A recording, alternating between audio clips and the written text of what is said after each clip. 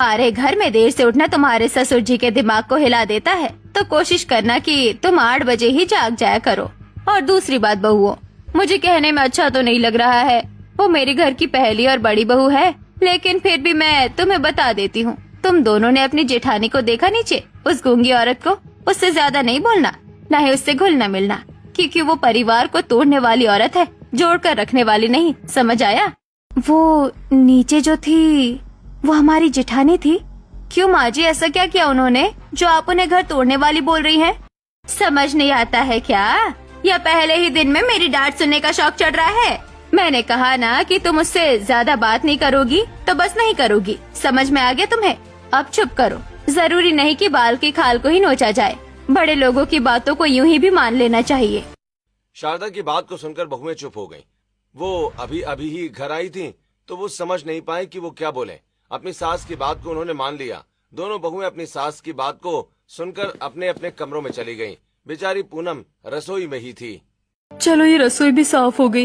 ये क्या, सुबह के 3 बज गए और मैं अभी तक रसोई में ही हूँ।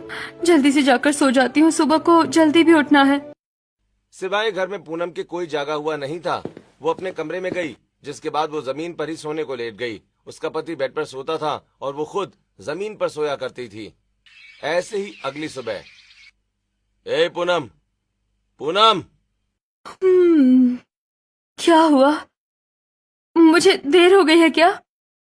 हुई नहीं है, लेकिन गूंगी हो जाती।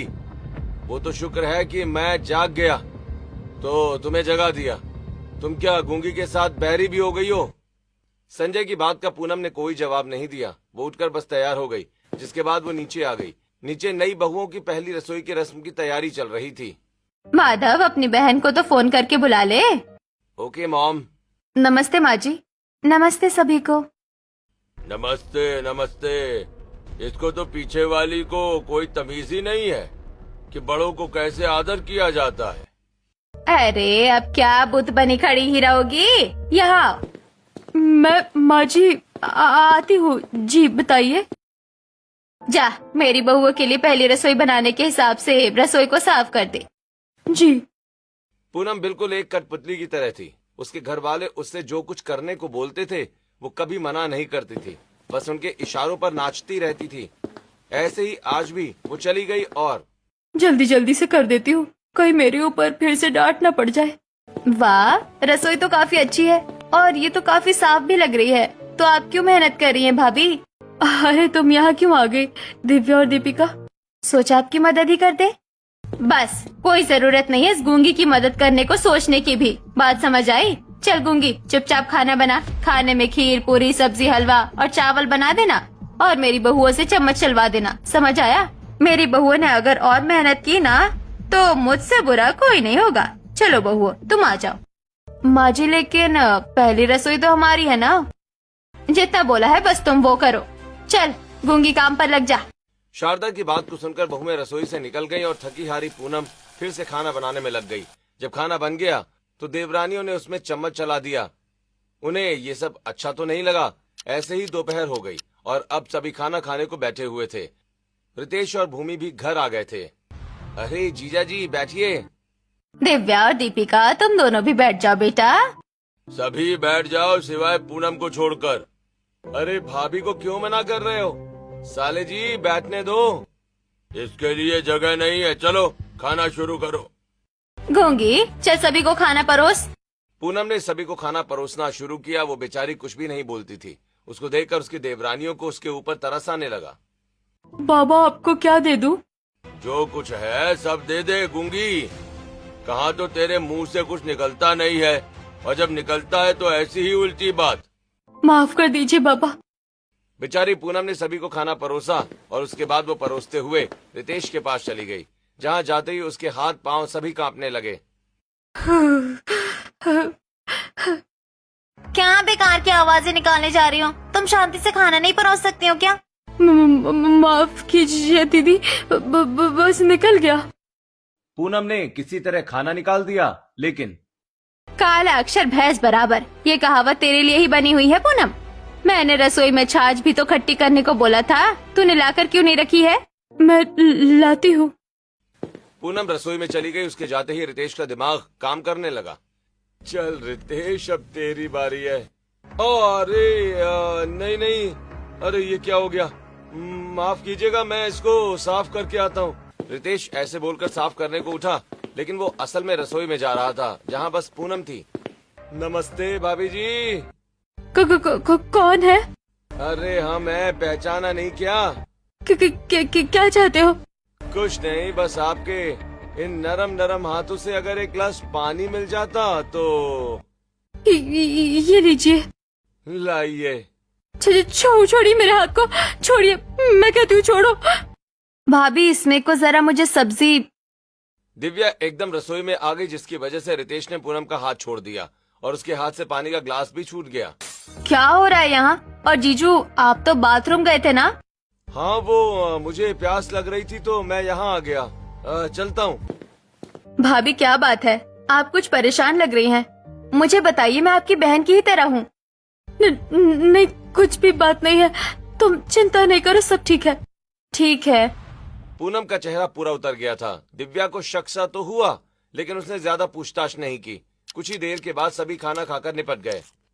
ऐसे ही बहुओं की शादी हुए अब 1 हफ्ता हो गया था। पूनम की कोई ऐसी बात सामने नहीं आई थी जिसकी वजह से ये जाहिर हो सके कि पूनम को घर तोड़ने वाली क्यों कहा गया। बहुएं उसको देखती थीं। माँ जी, ये लीजिए, आपकी दवाई का वक्त हो गया है। यही रख दे। जी, मुझे ऐसा क्यों लग रहा है कि बाबा नीचे किसी से कुछ बात कर रहे हैं। बाबा, क्या बात है? क्यों रे गूंगी, ये अखबार वाले को तूने पैसे नहीं दिए थे क्या? नहीं बाबा, मैंने दे दिए थे। रमेश भैया, जब आप पिछले महीने आए थे तो मैंने कहा था कि हमारे जागरण का अखबार चाहिए, कोई दूसरा नहीं, और उस वक्त मैंने आपको ज्यादा पैसे दिए थे, तो अब इस महीने के हम पैसे नहीं देंगे। अरे हाँ, बहू रानी, मैं भूल गया था। भाभी कितनी समझदार है, सभी का कैसे ख्याल रखती है, लेकिन पता नहीं क्यों घर वाले इनको घर जोड़ने वाली नहीं तोड़ने वाली बुलाते हैं। शेफाली, तुम्हारे कॉलेज में कल प्रैक्टिकल है, तुम बताओ कि तुमने अपनी फाइल बना ली है क्या? क्यों हेडमास्टर ने आपको बताया क्या किसी ने कि कल प्रैक्टिकल है या कुछ और है? वो तुम्हारे फोन पर मैसेज आया था, चेक करो। ओह नो, ये तो सच में ही है। अरे नहीं, अब मैं क्या करूं? मैंने तो फाइल के अंदर अभी एक भी वर्ड नहीं लिखा है। भाभी, अब आप ही मेरी फाइल बनाओ, मैं आपको देती हूँ। हाँ, और कल तक मुझे वो हर हाल में पूरी चाहिए। पूनम को शेफाली अपने कमरे में ले गई, जहाँ उसने ढेरों पेजेस लिखने को दे दिए। अभी शेफाली की फाइल पूनम बना ही रही थी कि तभी वहाँ उसकी देवरानियां आ गईं। क्या कर रही हो भाभी? कुछ नहीं। देखने से तो लग रहा है कि ये कॉलेज का काम है, चलो हम भी करवा देते हैं। दोनों बहुएं पूनम की मदद करने को बैठ गईं। दिव्या और दीपिका पूनम से बात करना चाह रही थीं। भाभी, आप कितनी पढ़ी हुई है? मैं, छोड़ो, क्या मिलेगा जानकर। आपका इंटरेस्ट किस चीज में है? मेरा किसी चीज में नहीं रहा। अच्छा, पर ऐसा क्या हुआ था? कुछ नहीं। क्या भाभी, आपसे हम जो कुछ भी पूछ रहे हैं आपके पास बस छोटा सा जवाब है, क्यों? इसलिए तो गूंगी हूँ। पूनम की ये बात सुनकर अब बहुएं कुछ भी नहीं बोली। कुछ ही देर के बाद काम हो गया, जिसके बाद बहुएं अपने अपने कमरे में चली गईं। अरे नहीं, हालत खराब हो रही है अब मेरी तो। ये लीजिए, पानी पी लीजिए। तुमसे मैंने मांगा। आपको गर्मी। मुझसे दूर रहा करो, ऐसे मेरे पास आने की जरूरत नहीं है। पूनम संजय के एक कहने पर उससे दूर हट गई। रात को सब सो गए, पर पूनम का काम खत्म नहीं हुआ। वो फिर अगली सुबह जल्दी उठी। आज तो मैंने तीनों के लिए उनकी पसंद का ही लंच बनाया है, जल्दी से पैक कर देती हूँ। सुनील भाई, संजय भाई, मेरी बात को सुनो। हाँ बोल। भैया, मैंने कल एक बहुत ही ज्यादा इम्पोर्टेंट फाइल रखी थी। आपको पता है क्या कि वो अब कहाँ है? ये लीजिए देवर जी, मैंने इसको उठाकर रख दिया था। जो चीज आपके काम की नहीं है भाभी, उसको हाथ मत लगाया करो, समझी? वो देवर जी, मैंने तो संभाल कर रखी थी बस। इसको कुछ भी बोलो समझ नहीं आता है, इसलिए इससे दिमाग मारना बेकार है। चलो भाइयों। क्यों, क्या गलत किया है भाभी ने भैया? एक तो वो आपके परिवार का इतना ख्याल रखती है और आप उन्हें ही गलत बोल रहे हो। दीपिका, नहीं। रिलैक्स भाभी, मैं लड़ाई नहीं कर रही हूँ, मैं तो बस सही बात बोल रही हूँ। या किसी को भी आपको ऐसे डांटने का हक नहीं है। दीपिका की बात को सुनकर तीनों भाई चले गए, जिसके बाद भाभी, मैं क्या सोच रही थी कि क्यों ना आज हम लोग एक पार्टी कर ले। पार्टी? नहीं नहीं, मैं ये काम नहीं करती हूँ। रिलैक्स, इसमें डरने वाली कोई बात नहीं है। अच्छा अगर ऐसा है तो चलिए हम मिलकर घर का काम करेंगे, जिसके बाद हम एक दूसरे को भी वक्त देंगे। हाँ ये सही है, चलो मिलकर काम करते हैं। पूनम के साथ उसकी देवरानियां भी काम करवाने में उसकी मदद करने लगी। पूनम ने सफाई की तो दीपिका और दिव्या ने खाना बना दिया, जिसके बाद वो अपने कमरे में आ गई। अरे दिव्या बहू, ये गूंगी तुम्हारे साथ क्या कर रही है? कुछ नहीं माँ जी, मैं जाती हूँ मैं। नहीं भाभी, ऐसे डरिए नहीं।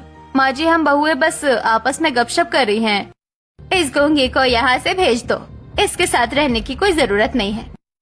क्यों माँ जी, हमें तो भाभी अच्छी लगती है, अब आपको नहीं लगती है तो वो आपकी प्रॉब्लम है ना। शारदा को बहुओं ने जवाब देकर भेज दिया। बहुएं पूनम के साथ थीं। तुम्हें माँ जी से ऐसे नहीं बोलना चाहिए था। हमने कुछ गलत नहीं किया। चलो भाभी मिलकर स्किन केयर करते हैं। आज तो मैं आपको शीट मार्क्स लगाऊंगी। तीनों बहुएं ऐसे ही आराम से एंजॉय करने लगी। पूनम को बड़े दिन के बाद आज खुशी सी महसूस हुई थी। ऐसे ही दिन बीत गया और रात हो गई। रात को आज हमारे पति ऑफिस से घर को नहीं आ पाएंगे। आज उन्हें ऑफिस में बहुत ही ज्यादा काम है तो वो वहीं रहेंगे। क्या कहा? अच्छा ठीक है। क्या वो नहीं आएंगे? हाँ भाभी कोई बात नहीं, हम तो सभी है ही ना घर में। हाँ वो तो ठीक है, लेकिन पूनम ऐसे ही परेशान होने लगी। बहुओं को उसका परेशान होना समझ नहीं आ रहा था। वो घबराहट में अपने कमरे में चली गई। रिलैक्स पूनम, घर में सभी लोग हैं, आज ऐसा कुछ नहीं होगा, तू डर नहीं। अरे नहीं, अब मैं क्या करूं? पूनम कभी अंदर जाती कभी बाहर जाती। वो ऐसे ही आना जाना कर रही थी। देवरानियों ने ये देख लिया और वो कमरे में आई। भाभी क्या बात है, आप ऐसे पैनिक क्यों हो रही हो? कुछ नहीं। नहीं कुछ तो है और आज आपको बताना पड़ेगा। मत पूछो, वो बस मेरी जिंदगी की एक बुरी याद है। देवरानियों से लाख मना करने के बाद भी वो नहीं मानी, जिसकी वजह से पूनम को उन्हें अपने चुप रहने की सच्चाई बतानी पड़ी। ये घटना है पूनम की शादी के एक हफ्ते के बाद की। पूनम अपने कमरे में तैयार हो रही थी। वाह, आज का मेकअप तो गजब हो रहा है। तुम हो ही इतनी ज्यादा प्यारी कि गजब ही लगेगा। अच्छा पूनम, मैं बाहर जा रहा हूँ। हाँ हाँ जाइए। संजय चला गया। पूनम अपने कमरे में ही थी। घर में कोई नहीं था, बस शारदा थी जो खुद भी अपने कमरे में ही थी। ऐसे में ही शराब पीकर एक महीने पहले ही ब्याया हुआ रितेश पूनम के घर में घुस गया और उसके कमरे में आ गया। और चिकनी चमेली, क्या हाल है? अरे जीजा जी आप? हमें जीजा नहीं जान बुलाओ, जान।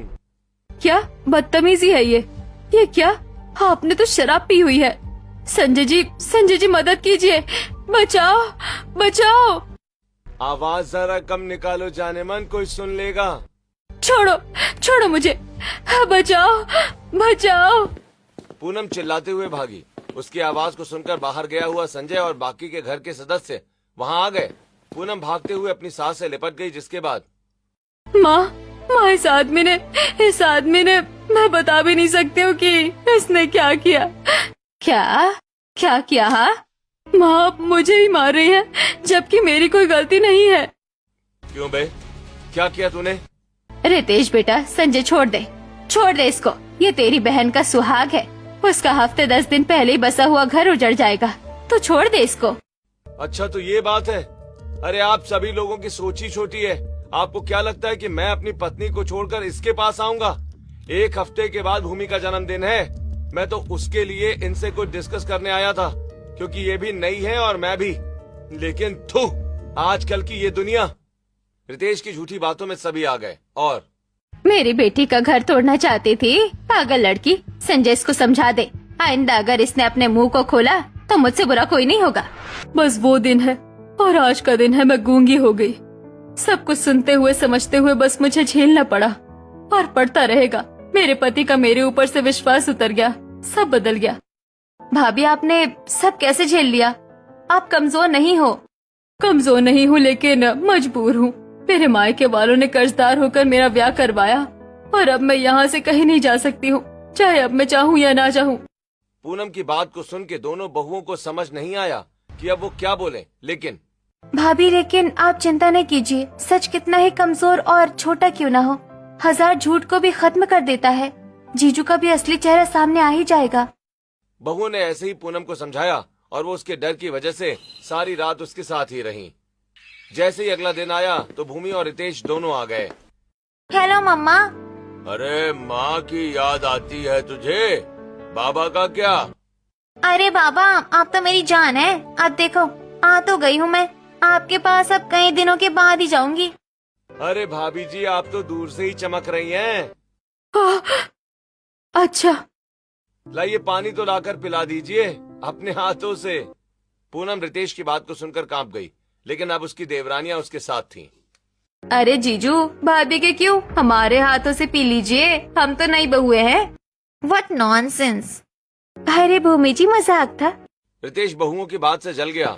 पूनम को उन्होंने कमरे में भेज दिया और खुद दिव्या ने रितेश को पानी दिया। पानी देने के बाद रसोई में। इस आदमी के रहने की वजह से अब भाभी परेशान रहेंगी, लेकिन ये अच्छा मौका है इनका असली चेहरा सामने लाने का। हम अब अपना खेल खेलेंगे। दोनों बहुओं ने सोच लिया था कि अब वो रितेश की सच्चाई सभी के सामने लाकर ही मानेंगी। ऐसे ही अभी वो एक दूसरे से बात कर ही रही थी कि तभी वहाँ शेफाली आ गई। किसका राज और कौन सा खेल? भाभी क्या हो रहा है यहाँ? कुछ नहीं, वो बस हम BGMI की बात कर रहे थे। अच्छा, वैसे भाभी तैयार है ना? आज दीदी आई है ना? हम सभी बाहर पिकनिक मनाने जाएंगे शाम को। शेफाली ऐसे बोलकर चली गई। ऐसे ही शाम हुई और पूरा परिवार जाने लगा। बहुएं भी थीं, सिवाय पूनम के। पूनम भाभी कहाँ है? वो नहीं जा रही है क्या? किस गूंगी का नाम ले रही हो? मुझे तो उसके नाम से भी जलन सी होने लग गई है। चलो चुपचाप, उसकी कोई जरूरत नहीं है हमें। ऐसे कैसे? घर के काम पूनम के बिना नहीं होते, और मजे करने के लिए पूनम की ही जरूरत नहीं है। वाह! क्यों अच्छे खासे मूड को खराब कर रही हो? नहीं नहीं, मेरी वजह से आप लोग अपना रूटीन खराब नहीं कीजिए। आप जाइए, मैं घर में ही ठीक हूँ। भाभी, पूनम ने अपना मन मार लिया जिस तरह वो मारती ही थी, और वो घर में ही रुक गई। सभी लोग बाहर पार्क में पिकनिक मनाने चले गए थे। अरे वाह, ये गार्डन तो बड़ा ही अच्छा है। रात को भी अगर किसी को पिकनिक करनी हो तो यहाँ कर सकता है, क्योंकि इसमें लाइट्स है। सही कहा, लेकिन पता है अब मेरा मन कोल्ड ड्रिंक पीने का हो रहा है। यहाँ बाहर ही एक दुकान है ड्रिंक का, हम लाते हैं। दीपिका और दिव्या दोनों बाहर आ गईं। अभी वो पार्क से बाहर आई ही थीं कि तभी वहाँ उन्होंने रितेश को देखा, जो कि एक लड़की के साथ था। हाँ हाँ रिद्धिमा मेरी जान, मैं समझ गया। प्रॉमिस अब ऐसा नहीं करूँगा। अबे तेरी तो! भाभी देखो, ये जीजा जी तो एक नंबर का ठरकी आदमी है। जो इसने हरकतें की है वो कोई सही आदमी कर ही नहीं सकता है। इसकी फोटो ले ले। बहुओं ने रितेश की फोटो ले ली, जबकि उसको कुछ पता भी नहीं चला। रात को वो पिकनिक करके वापस आ गए, जहाँ पूनम सारे वक्त बस अपने कमरे में ही बंद थी। भाभी आप ठीक तो हो? मैं हाँ ठीक हूँ। ये लो, ये खा लो, हम आपके ही लिए लाए हैं, और अब टेंशन नहीं लेना। दिव्या और दीपिका का दिया हुआ खाना पूनम ने खा लिया। दीपिका और दिव्या अब और भी ज्यादा अलर्ट हो गई थीं, क्योंकि उन्होंने रितेश को देख लिया था। ऐसे ही 2-4 दिन और गुजरे। रितेश पूनम की आंखों के सामने रह रहकर उसे सताता था। भाभी आप कितना काम करती हैं, आइए बैठ जाइए। नहीं। अरे बहुत जगह है, आइए मेरी साइड में बैठ जाइए। क्यों जीजा जी, आपकी साइड में बैठने को आपकी पत्नी नहीं है क्या? मजाक था। जैसे मजाक आप भाभी से करते हो वैसा ही हमने भी कर दिया। बड़ा ही बुरा मजाक था। आपके मजाक की तरह ना। अब बहुएं रितेश को उसके हिसाब से जवाब देती थीं, जिनसे वो जल जाता था। ऐसे ही आज का दिन भी गुजरा। रात हो गई थी और अरे मेरी लंगोट मैं ऊपर डाल कर आया था, किसी ने उतारी कि नहीं? मैं लाती। रुकिए भाभी, मेरे ही कपड़े पड़े हुए हैं, ऊपर को चलिए, मैं ले आती हूँ। दीपिका और दिव्या दोनों साथ में गईं। अभी वो आधी सीढ़ियां चढ़ी रही थीं कि उन्होंने रितेश की आवाज सुनी, जो कि अपनी गर्लफ्रेंड से बातें कर रहा था। अरे हाँ जान, मैं समझ गया। हाँ उस बोझ को तो मैंने छोड़ दिया है, उसके मायके। कल का मेरा दिन तुम्हारे नाम, ठीक है ना? हाँ मैं आ जाऊंगा जान। क्या बात है, चोर खुद ही अपना सच उगल रहा है। हाँ, अब आएगा मजा। भाभी सुना आपने, कल का दिन अब कयामत का दिन होने वाला है। दोनों बहुओं ने रितेश का अब भंडा फोड़ने की ठान ली थी। उन्होंने किसी को कुछ नहीं बताया और न ही रितेश को ये जाहिर होने दिया कि उन्होंने सब कुछ सुन लिया है। ऐसे ही अगला दिन आया और दोपहर के वक्त रितेश झूठ बोलकर निकल गया। भूमि, मुझे ना यहाँ इतना कंफर्ट नहीं लगता है, मैं कुछ देर को आराम करने को घर जा रहा हूँ। ठीक है डियर। भूमि से बोलकर रितेश चला गया। दोनों बहुओं ने उसके फोन में लोकेशन पता करने की ऐप डाउनलोड कर दी थी। कुछ देर के बाद उन्होंने जब देखा तो रितेश की लोकेशन एक होटल की आई। भाभी चलो, अब हमारी बारी है। ठीक है, चलो दिव्या चलते हैं। दोनों देवरानियां एक दूसरे के साथ मिलकर चली गईं और उसी होटल पहुंची जहां रितेश था। उसके साथ एक लड़की रिद्धिमा भी थी। दोनों ने वहां जाकर उसको रंगे हाथों पकड़ लिया। जीजा जी, एक टेप और आपका वीडियो वायरल। तुम यहाँ कैसे आ गई? आपके पापों का घड़ा फोड़ने। उनकी बात को सुनकर रितेश डर गया और वो उनके पास आ गया और बदनामी ना हो इसके लिए वो उनके साथ साथ घर को भी आ गया। घर आने के बाद बहुओं ने रितेश की सच्चाई सभी को बता दी। रितेश, क्या है ये सब? आपके पति आपको धोखा दे रहे हैं, और आज से नहीं, जिस दिन से शादी हुई है तभी से। दिव्या दीपिका ने ऐसे बोलकर रितेश के फोटो और वीडियो सभी घर वालों को दिखा दिए। ये सब देखकर सभी के पांव तले जमीन खिसक गई। ये क्या है? अरे नहीं नहीं मम्मी जी, ये लोग झूठ बोल रही हैं, ये एआई है। और कितना झूठ बोलोगे? यही सच्चाई है। आपने अपनी बहू का मुंह तो बंद करवा दिया, लेकिन इस आदमी की हरकतों पर कोई रोक नहीं लगाई। अब भुगतिए। संजय को इतना गुस्सा आया कि रितेश को उसने कॉलर पकड़ के खूब पीटा और पुलिस को कॉल किया। और मारो भैया इसे, और मारो। ये इंसान इसी के लायक है, मुझे नहीं रहना इसके साथ। कुछ ही देर में पुलिस वहां आ जाती है और रितेश को पकड़ के ले जाती है, लेकिन अब पूनम के आंसू नहीं रुक रहे थे। चुप हो जा मेरी बच्ची, चुप हो जा, हम बहुत बुरे हैं।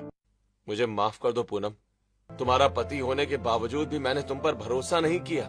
हम तुझे कितना बुरा समझते थे और हरामखोर वो था। बहू, हमें माफ कर दे। मैं बर्बाद हो गई। भगवान तुम जैसी देवरानियां हर किसी को दे। तुम दोनों ने मुझ जैसी गूंगी को अब जुबान दे दी है। मैं तुम लोगों का कैसे शुक्रिया करूं। शांत हो जाइए पूनम भाभी। मेघा दीदी, आप दोनों की इसमें कोई गलती नहीं है। वो इंसान ही घटिया था। अच्छा हुआ, अब वो हमारी जिंदगी में कभी वापस नहीं आएगा। पूनम की छिनी हुई आवाज अब देवरानियां बन चुकी थी। वह रितेश अब जेल के सलाखों के पीछे था। सभी घर वाले अब हंसी खुशी साथ में रहते थे। मेघा ने रितेश से तलाक लेने का फैसला कर लिया था। दोस्तों, आपको क्या लगता है, रितेश अपनी इतनी बेइज्जती को भुला पाएगा या अपने अपमान का बदला लेगा? कमेंट करके बताएं।